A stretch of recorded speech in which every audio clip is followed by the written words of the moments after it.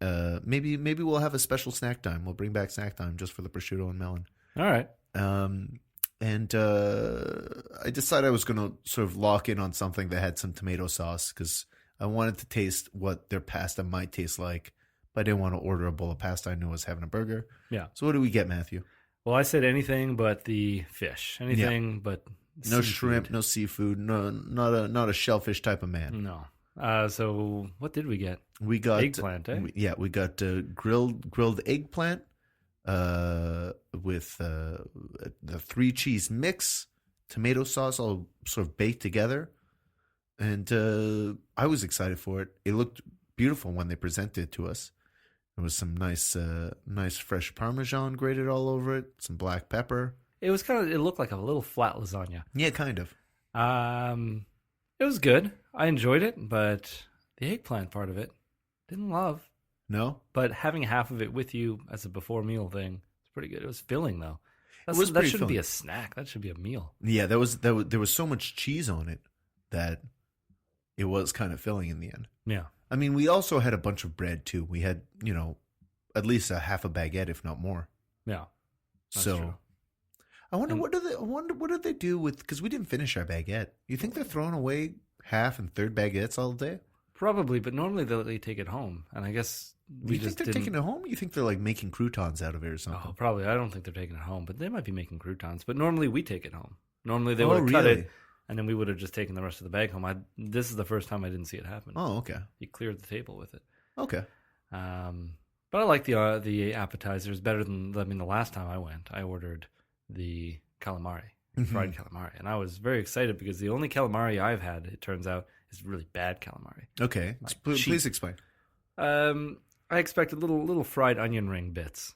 Yeah. Of calamari. Yeah. Little things I could taste, and mainly I'm just tasting the fried part of it. The batter. Yeah. Yeah, and then I get the sauce.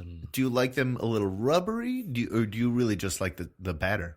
Really just like the batter. And then I started thinking of rubbery, and I'm like, I don't want this. So I ordered it. It was this beautiful display. A basket of tentacles and just beautiful and awful all at once. It was a nice display, but it was just, I could see the purple.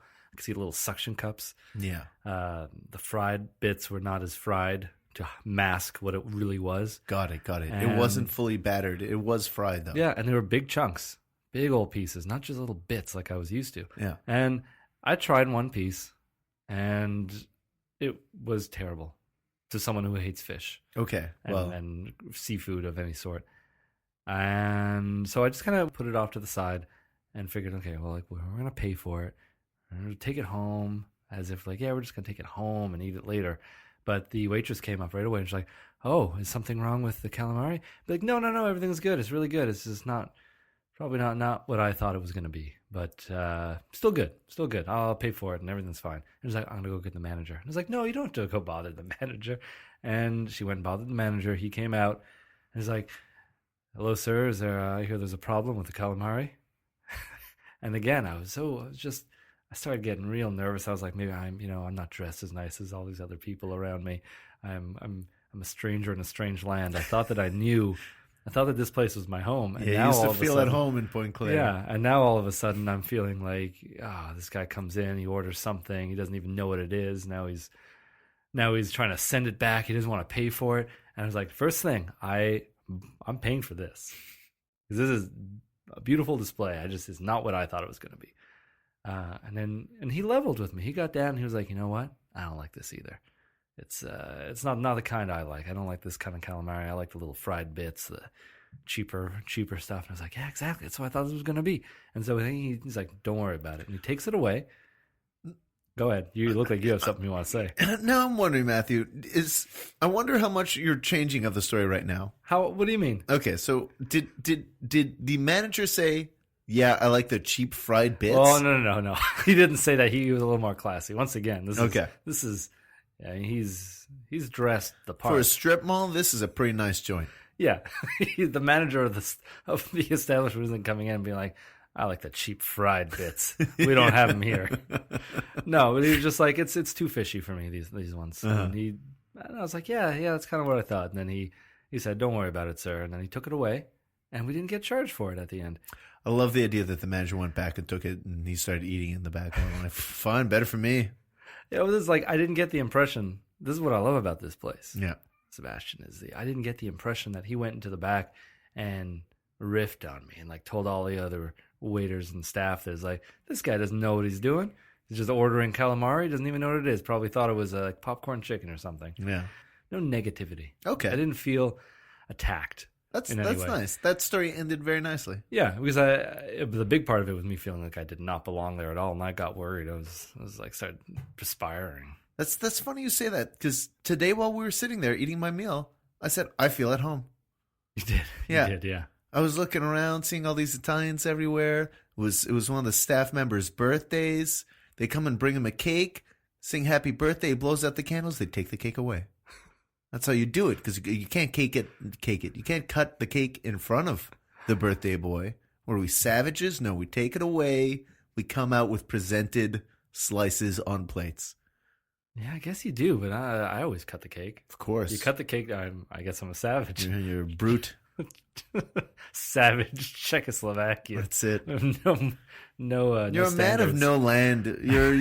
You're not Czech. You're not Slovakian. You don't know what you are. You're not from You're not from Point Claire. My home is gone. I'm an alien. That's it. You're a Superman. You're an unusual man in an unusual land. Yeah. My Krypton is gone. That's right. The last son of Czechoslovakia. It's here to save us all. And yeah, you got super Italian when we went into this place. You started talking. You had this, I don't know, this Italian tone to everything you said. You got louder, if that's possible. You talked more with your hands. If that's possible. Your hands were flying all over the place. You were a different Sebastien.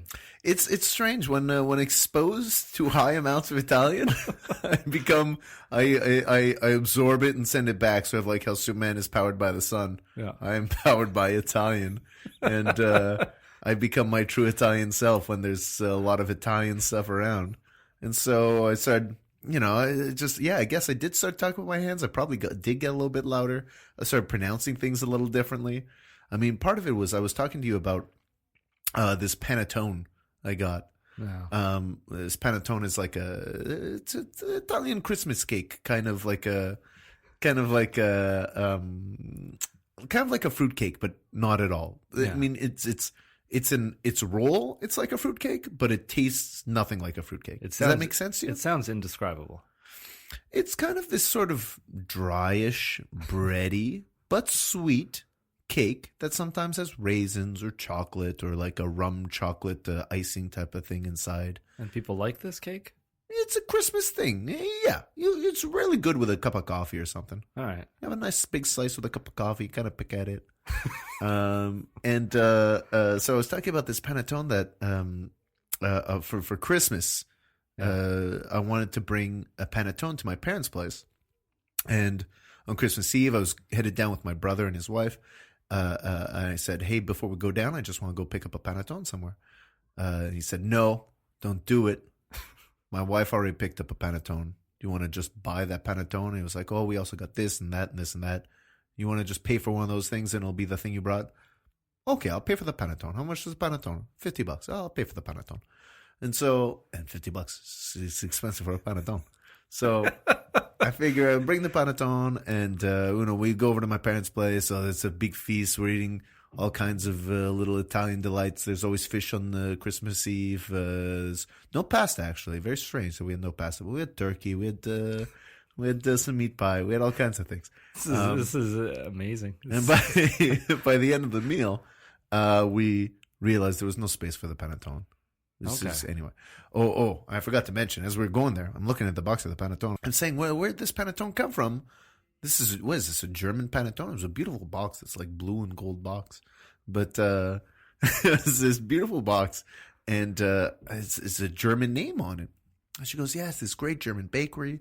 They bring all this like bread for all the nice restaurants in town, whatever. I guess I didn't really pay that much attention to the way she explained it. And then after I presented the panettone to my mom and my parents, we sit down at the dinner table, and she says, "So where'd you get that panettone, Seb?" I'm like, oh yeah, it's this German place. They're the best. They make all the bread. Yeah, it was an expensive panettone. Don't worry about it. Yeah, don't worry about the panettone. Anyway, so we had this big meal, and there were so many desserts and so much everything. Before even the desserts came out, I was full. I was packed. Yeah. And then my mom put out this big spread of desserts. There were as many individual dessert items as there were individual items in the meal. Oof. There was a soup, there was a salad, there was like stuffing and turkey and this and that and that. Yeah, the usual 8-course meal. Basically. Well, it wasn't 8 courses, it was like maybe 4. Okay. But the main course had a lot of elements to it. And then I looked at the spread of desserts after, and there were as many elements in the dessert options as there were in the entire meal. I'm like, this is crazy. And we didn't even break out the panettone. So my mom says, oh, we're going to your aunt's tomorrow. Maybe bring the panettone there. I'm like, yeah, that's a good idea. Bring the panettone there.